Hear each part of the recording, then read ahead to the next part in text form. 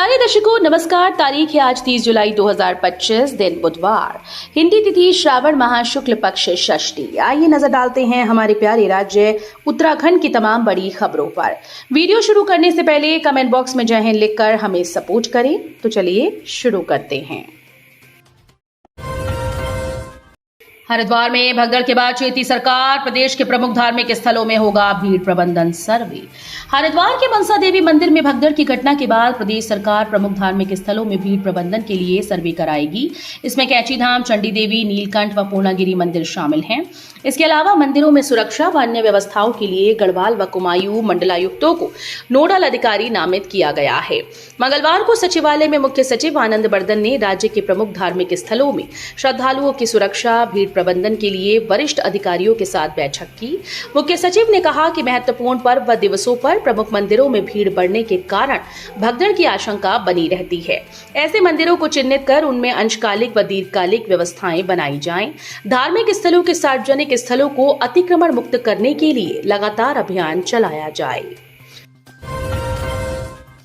दूसरे चरण में बारिश के बीच जमकर बरसे वोट, 70% हुआ मतदान, पहले में 68%।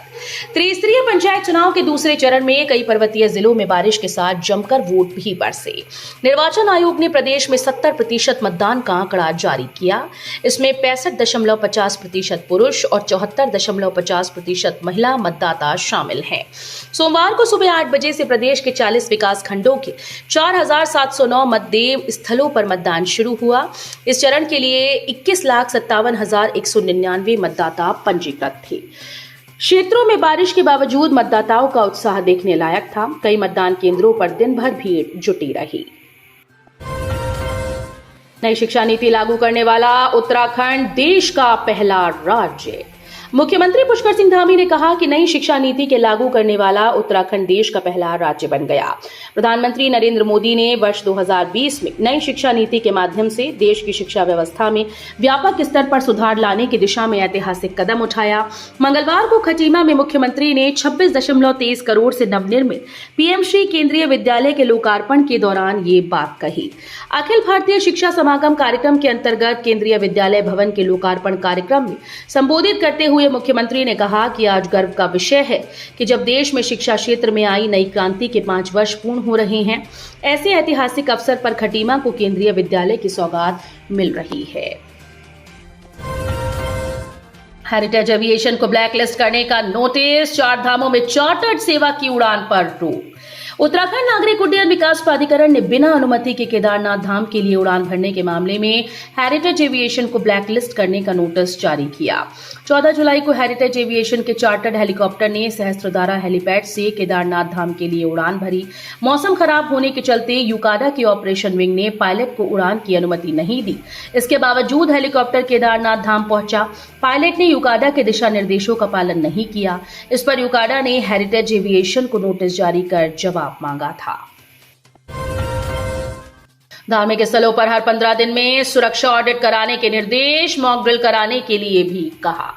हरिद्वार मनसा देवी मार्ग पर भगदड़ की घटना के बाद आईजी गढ़वाल राजीव स्वरूप ने रेंज के सभी धार्मिक स्थलों में हर 15 दिन में सुरक्षा ऑडिट कराने के निर्देश दिए। साथ ही वहां पर समय समय पर मॉक ड्रिल करने के लिए भी कहा, ताकि इन स्थलों की सुरक्षा व्यवस्था को परखा जा सके। आईजी ने इस संबंध में सभी 7 जिलों के पुलिस प्रभारियों को सोमवार को निर्देश जारी किए। आईजी स्वरूप ने बताया कि उन्होंने धार्मिक स्थलों पर भीड़ नियंत्रण के लिए प्रभावी कदम उठाने को कहा।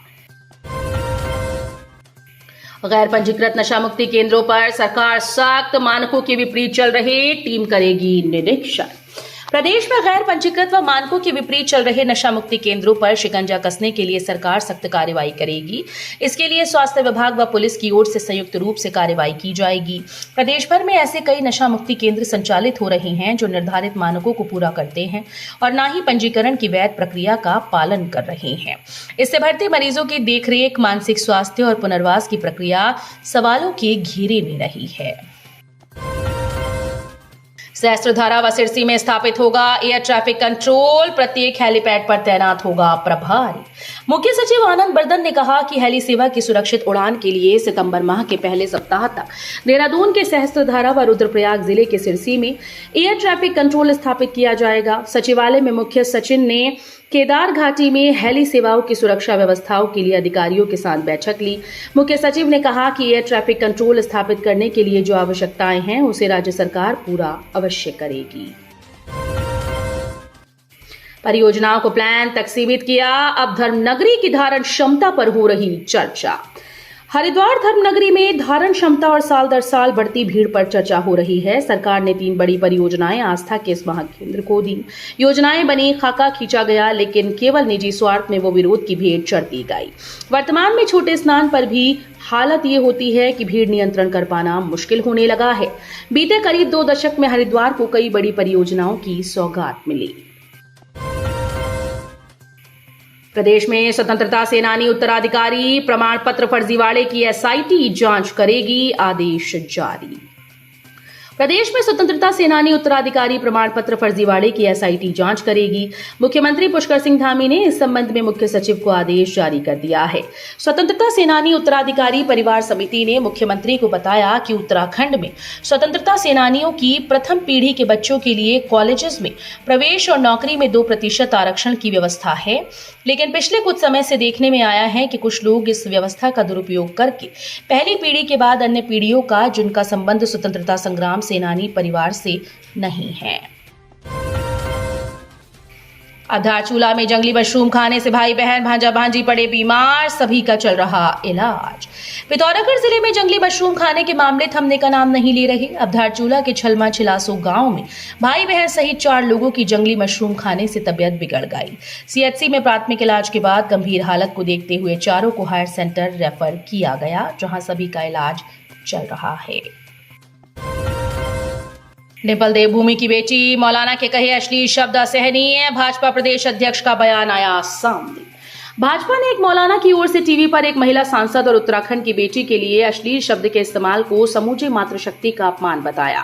प्रदेश अध्यक्ष व राज्यसभा सांसद महेंद्र भट्ट ने कहा कि बेशक मुस्लिम वोटों के लालच में अखिलेश यादव को डिंपल के लिए इस्तेमाल अपशब्दों से कोई फर्क नहीं पड़ता, लेकिन उत्तराखंड की जनता इसे कतई सहन नहीं करेगी। उन्होंने मांग की है कि आरोपी मौलाना तत्काल अपने कृत्य के लिए सार्वजनिक माफी मांगी। पूर्व भाजपा महिला नेता और प्रेमी को 3 दिन की रिमांड पर लिया गया। नाबालिग बेटी के यौन शोषण का है मामला। नाबालिग बेटी के यौन शोषण मामले में पूर्व भाजपा नेता और उसके प्रेमी को 3 दिन की पुलिस रिमांड पर भेजा गया। कोर्ट की मंजूरी के बाद पुलिस ने महिला नेता और आरोपी प्रेमी सुमित पटवाल को जिला कारागार से निकालकर रानीपुर कोतवाली लेकर पुलिस पहुंची। कमरे में सो रही महिला पर गुलदार ने किया हमला, दरवाजा तोड़कर बाहर खींचा, पति ने बचाई जान। रुद्रप्रयाग जिले के अगस्त्यमुनि क्षेत्र में गुलदार का आतंक लगातार बढ़ता जा रहा है। बीती रात एक गुलदार ने कमरे में सो रही महिला पर अचानक ही दरवाजा तोड़कर हमला कर दिया, उसे बाहर खींच लिया। घायल महिला को गंभीर अवस्था में अगस्त्यमुनि अस्पताल में भर्ती कराया गया। नाबालिग के साथ सामूहिक दुष्कर्म, 5 माह की गर्भवती होने पर लगा पता, केस दर्ज। खटीमा में 13 वर्षीय नाबालिग के साथ सामूहिक दुष्कर्म का मामला सामने आया। किशोरी 5 महीने की गर्भवती है।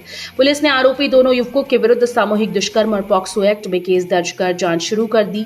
सीओ विमल रावत ने बताया कि दोनों ही आरोपियों को जल्द गिरफ्तार कर लिया जाएगा। अल्मोड़ा में तैनात पुलिस जवान की सड़क हादसे में मौत। कावड़ मेला ड्यूटी से लौटते समय हुआ हादसा। अल्मोड़ा पुलिस लाइन में तैनात कांस्टेबल शुभम रावत की कावड़ यात्रा के दौरान धामपुर के पास सड़क हादसे में मौत हो गई। मूल रूप से ग्राम गोरण जनपद पौड़ी गढ़वाल हाल निवासी देहरादून शुभम रावत की 27 जुलाई को कावड़ मेला ड्यूटी से लौटते समय धामपुर के पास सड़क दुर्घटना में मौत हो गई। तो ये थी उत्तराखंड की बड़ी खबरें। हम मिलेंगे अगले बुलेटिन में, तब तक के लिए धन्यवाद।